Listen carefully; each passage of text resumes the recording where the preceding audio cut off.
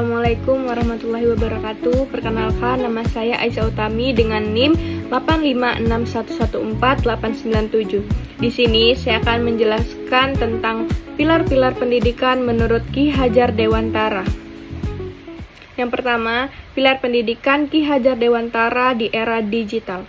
Makna pilar dalam pendidikan.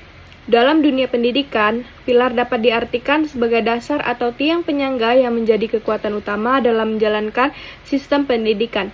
Pilar berfungsi sebagai pedoman agar proses pendidikan berjalan sesuai tujuan yang diharapkan. Tanpa pilar yang kuat, pendidikan akan kehilangan arah dan sulit menghasilkan peserta didik yang berkualitas. Oleh karena itu, pilar pendidikan tidak hanya menjadi landasan dalam kegiatan belajar mengajar, tetapi juga menjadi acuan dalam membentuk karakter dan kepribadian peserta didik. Yang kedua, prinsip dasar pendidikan menurut Ki Hajar Dewantara. Ki Hajar Dewantara mengemukakan 3 prinsip penting dalam pendidikan yang hingga saat ini masih relevan, yaitu 1. Ing ngarso sung tulodo. Prinsip ini berarti di depan memberi teladan.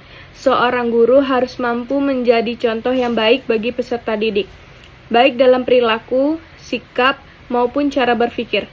Keteladanan guru akan lebih mudah ditiru oleh siswa dibandingkan hanya memberi nasihat. Yang kedua, ing madya mangun karso. Prinsip ini berarti di tengah membangun semangat. Guru tidak hanya mengajar, tetapi juga hadir bersama peserta didik untuk membangkit motivasi, kreativitas, dan semangat belajar mereka. Yang ketiga, tut wuri handayani. Prinsip ini berarti di belakang memberi dorongan. Guru memberikan kepercayaan kepada peserta didik untuk berkembang secara mandiri, namun tetap memberikan arahan dan dukungan ketika diperlukan. Yang ketiga, relevansi dan tantangan di era digital. Perkembangan teknologi telah mengubah cara belajar dan mengajar. 3 prinsip Ki Hajar Dewantara tetap relevan, tetapi penerapannya menghadapi tantangan baru. Yang pertama, dalam pembelajaran daring. Saat pembelajaran dilakukan secara online, guru harus tetap menjadi teladan dalam penggunaan teknologi yang bijak. Guru juga perlu menciptakan suasana belajar yang menarik agar siswa tetap termotivasi meskipun tidak berada di ruang kelas. Namun, tantangannya adalah interaksi antara guru dan siswa menjadi lebih terbatas. Banyak siswa yang kurang aktif saat pembelajaran daring karena gangguan jaringan, keterbatasan perangkat, atau kurangnya pengawasan. Yang kedua, dalam literasi digital. Saat ini, peserta didik sangat mudah mengakses berbagai informasi melalui internet.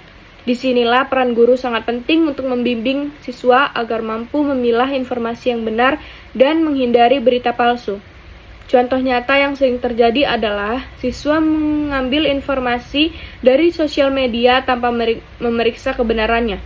Guru perlu mengajarkan cara mencari sumber yang terpercaya dan menggunakan teknologi secara bertanggung jawab.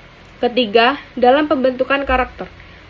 Kemajuan teknologi memberikan banyak manfaat, tetapi juga membawa dampak negatif seperti kecanduan gawai, kurangnya interaksi sosial, dan cyberbullying. Oleh karena itu, nilai-nilai karakter seperti disiplin, tanggung jawab, dan sopan santun tetap harus ditanamkan dalam proses pembelajaran. Yang keempat, dalam peran guru. Di era digital, guru tidak lagi menjadi satu-satunya sumber informasi karena siswa dapat memperoleh pengetahuan dari internet. Tetapi guru berubah menjadi fasilitator atau pembimbing yang membantu siswa memahami serta menggunakan informasi dengan benar.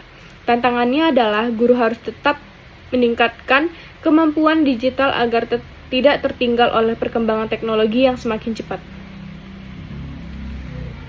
Refleksi. Menurut saya, pemikiran Ki Hajar Dewantara masih sangat sesuai dengan kondisi pendidikan Indonesia saat ini. Berbagai persoalan seperti rendahnya literasi, penyalahgunaan teknologi, dan menurunnya karakter perkembangan didik dapat diatasi jika prinsip keteladanan, motivasi, dan pendampingan diterapkan secara konsisten.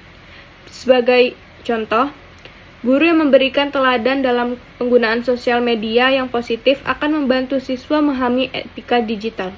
Guru yang mampu membangun semangat belajar akan membuat siswa lebih aktif dan kreatif. Sementara itu, dorongan untuk belajar mandiri akan membantu peserta didik menghadapi tantangan abad ke-21 yang menuntut kemampuan berpikir kritis dan belajar sepanjang hayat. Dengan demikian, pilar pendidikan yang diajarkan Ki Hajar Dewantara bukan hanya relevan untuk masa lalu, tetapi juga menjadi solusi dalam menghadapi tantangan pendidikan nasional di era digital saat ini. Yang terakhir ada kesimpulan.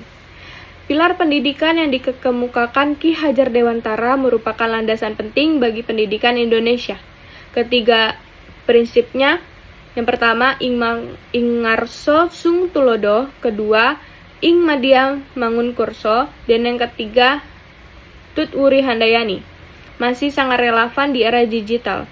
Meskipun terdapat berbagai tantangan, penerapan prinsip-prinsip tersebut dapat membantu mewujudkan pendidikan yang berkualitas, berkarakter, dan mampu menjawab kebutuhan masyarakat modern. Dengan memadukan nilai-nilai pendidikan nasional dan teknologi digital secara seimbang, pendidikan Indonesia dapat menghasilkan generasi yang unggul, beretika, dan siap menghadapi masa depan. Sekian dari saya. Wassalamualaikum warahmatullahi wabarakatuh.